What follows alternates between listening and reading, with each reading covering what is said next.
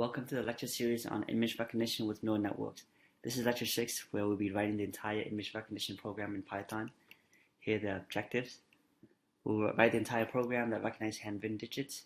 We'll talk about what we didn't cover in the lecture series and what we'd like to cover possibly in a future lecture series. In the last lecture, we talked about mini-batch gradient descent. Here's the basic algorithm. We want to optimize W1, W2, B1, B2, but we don't know what they are initially, so we're going to just randomize it. Then we're going to look at the entire data set, which is 50,000 images, 30 times.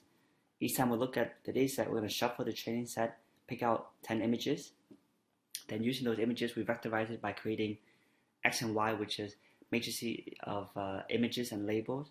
Then we're going to feed forward the 10 images, X, to get the intermediate variable, Z1, A1, Z2, A2. Then we're going to backpropagate to find the gradients.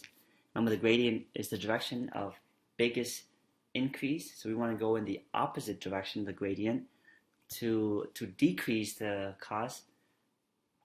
And so for example, one step of that is taking the old randomized W1 and then moving the direction opposite of the gradient, which is the minus sign, and then the step size tell you how big of a step to take.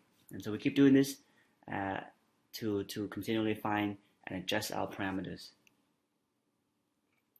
So here's the code. So here's the entire program. I want to point out again that the lecture series is based on neural networks and deep learning by Michael Nielsen. And so the entire book is free online. I really encourage you to read this if you want to get more details. Okay, so a lot of this comes from the previous lecture, so I've just copy and paste a lot of the code that we did previously. So this is to import the data, and then this cell here help us graph the images. Here's a prediction function from I think lecture 3. We talk about the sigmoid function, and then the sigmoid prime function is the derivative of the sigmoid function. And so sigmoid prime, again, you can track this if you've done calculus. You can show that sigmoid prime is the same is the product of sigmoid of x times 1 minus sigmoid of x.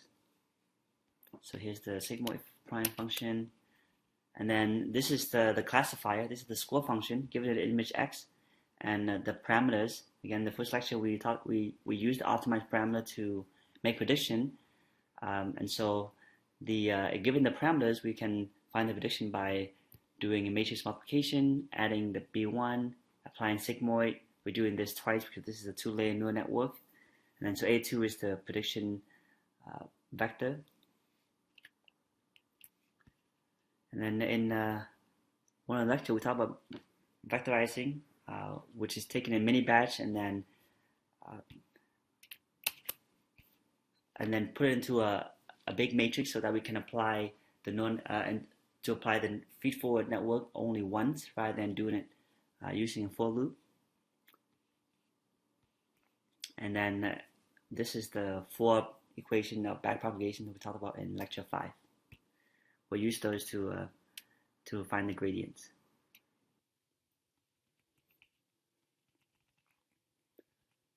Okay, so here's the main function for gradient descent. The input is the training data, which is 50,000 images. Epoch is 30 for us. We're going to look at the entire data set 30 times. Mini batch size is 10. The eta is the step size, and then the test data will help us see how accurate our model is. We're going to use the test data every time we look at the entire data set once to kind of see how we're progressing. Okay, we're going to let n be the length of the training set data. Again, that's 50,000. The n test is the length of the test data, which is 10,000 images. Now, the test data is the data that the computer has not seen. Okay, so here's how we're going to do this. We're going to randomize the data. So first, we have to randomize these parameters. So we use the ran in function from the NP library. So okay, this is 3784. This is because our image is 784 dimension and our hidden layer is 30. So that's the W1 matrix. W2 matrix is Then we're going to go from 30 dimension to 10 dimensions. So that's W2. This is for matrix multiplication. B1 is the column vector, and so this will have dimension 30, 1, and then B2. We'll talk about the dimension in the second lecture. So this is 10, 1. So again, we want to find the best proper parameters. As of right now, these are randomized. Okay, so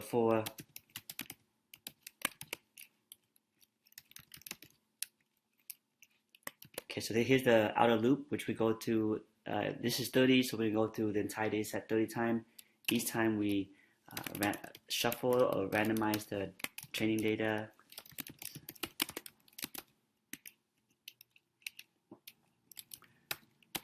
So here's the inner loop that look through the entire data set and pick out 10 images at each time. So look at for each k in from 0 to n, and the step size is the mini batch size. So for example, k will be 0, 10, 20, 30, etc. So let's take out a mini batch. So we look at the training data, and we do slicing to go from k to k plus the mini batch size. Okay, then here's how we're going to feed forward.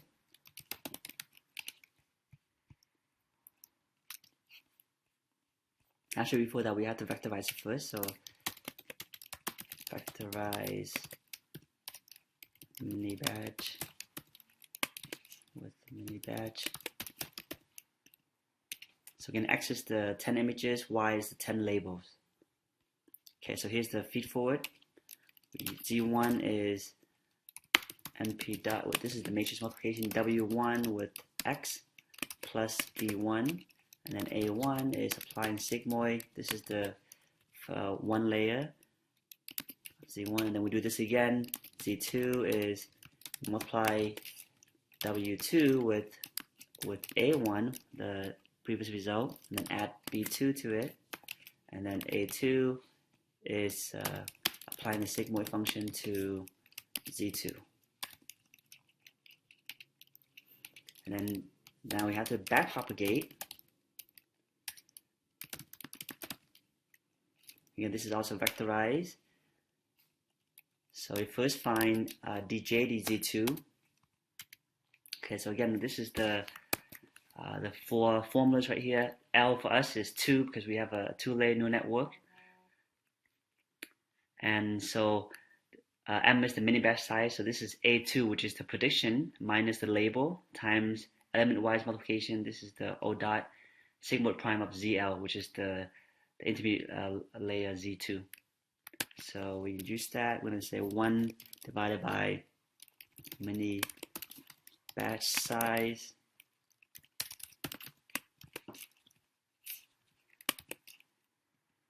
So we want the A2, which is the prediction, minus the label, times by sigmoid prime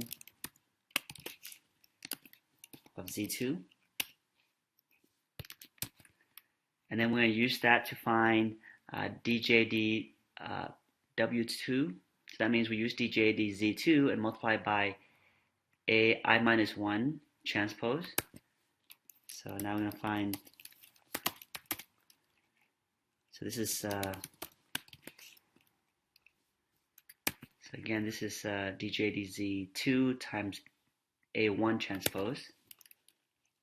So this is DZ2 times A1 transpose. And DB2 is, so here's the formula again. So if I know DJDZ2, I can add up the columns of that matrix, divide by M to find DJD B2. And so again, to add up the column, we use NP sum and use an Axios trick, right? So this is NP sum. Actually, you have to divide by the mini batch size also. So we're adding up the matrix DZ2, and we want to use Axios 1 because we're adding up the columns of that matrix, and we want to keep the dimension Again, NP-sum will collapse the matrix into a one-dimensional matrix, and so we want to keep everything in 2 dimensions. So that's so that all the matrix multiplication works out. Okay, now this is now we've found the second layer derivatives, the gradients. We now backpropagate to find the first layer, which is now dz2. So here's the formula we're going to use. If I know dj dzi plus 1, I can use that to backpropagate and find dj dzi, which is the previous step. So this is the transpose of the w times the dj dzi plus 1. Element-wise, that was sigmoid of z2. So I'm going to do that. So here, this is 1 divided by the mini batch size. And then this is NP dot. Again, this is WI plus 1 times DJ DZ I plus 1. So that means that this is W2 transpose, and then DZ2, sigmoid prime of Z1. And then DW1, again, it's the same formula as the previous step. So this is DJDZ2, so this would be DJDZ1, and then this is X transpose.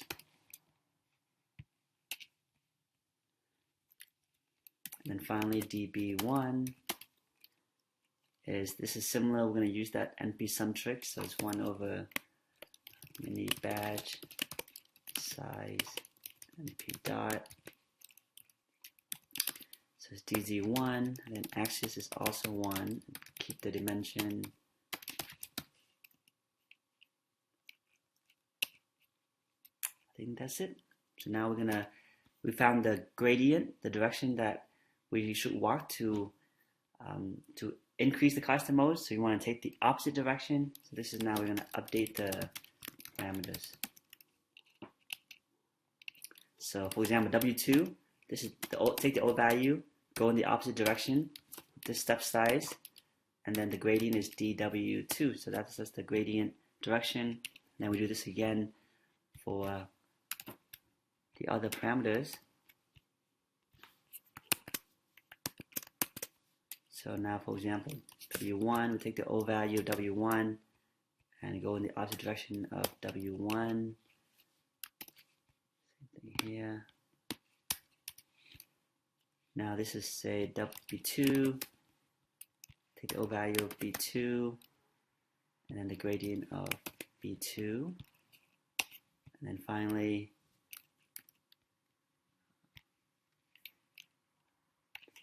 finding B1 is B1 times DB1. So that's the updating of the parameters. And then that's it. And then I have here the code from Michael Newson that allows us to test after every epoch. Basically, feed forward the network with the x and y, where x and y comes from the test data, and then measure the accuracy of the prediction, which is given by the model with the argmax, and finding out whether the prediction match up with the label, and then displaying the accuracy. And then we return the optimized parameters once we finish with the training. Okay, let's see if we can run this. So we're gonna run. Here is run the entire run all. Okay, so there's some error here. So mini batch, so DB1. Oh, sorry, this is NP sum, not NP dot. There we go. Try that again. Okay, hope this works. There it is.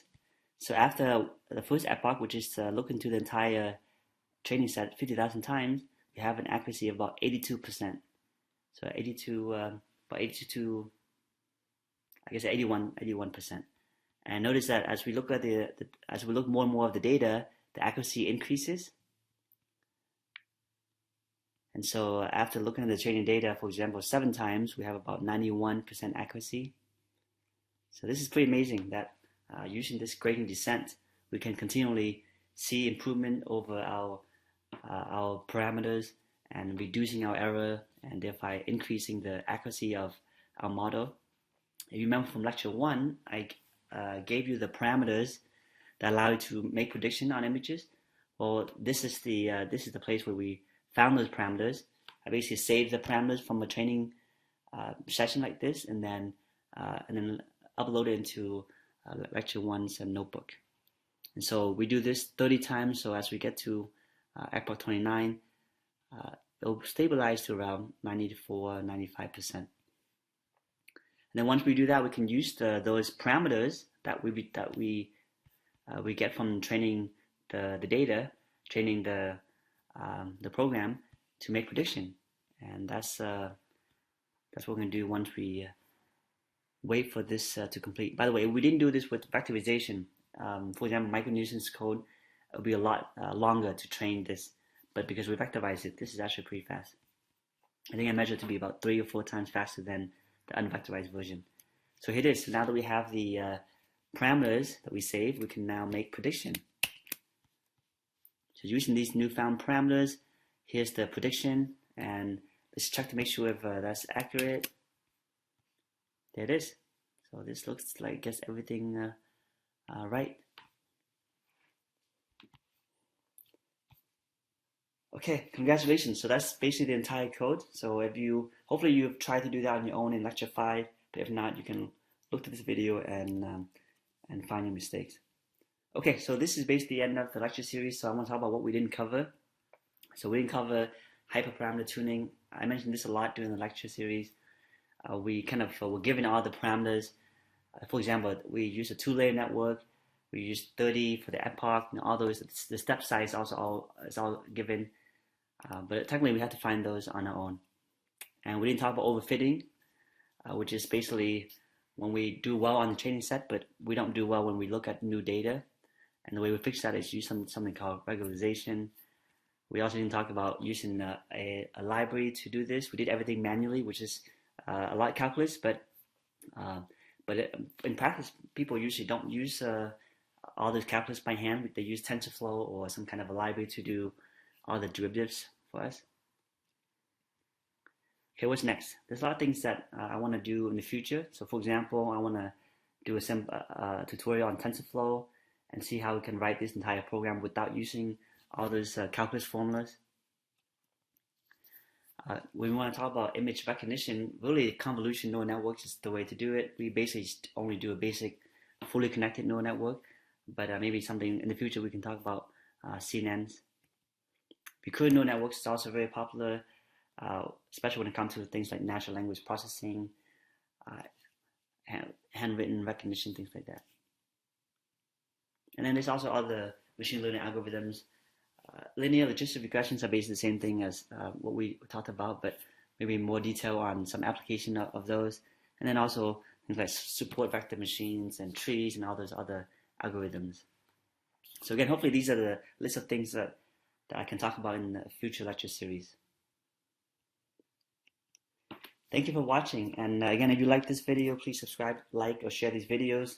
And hopefully I'll see you soon in a future video. Again, here are the final references, Michael Newton's book, and then the vectorized version, actually, I got it from Andrew Ng's course on deep learning. Okay, thank you for watching.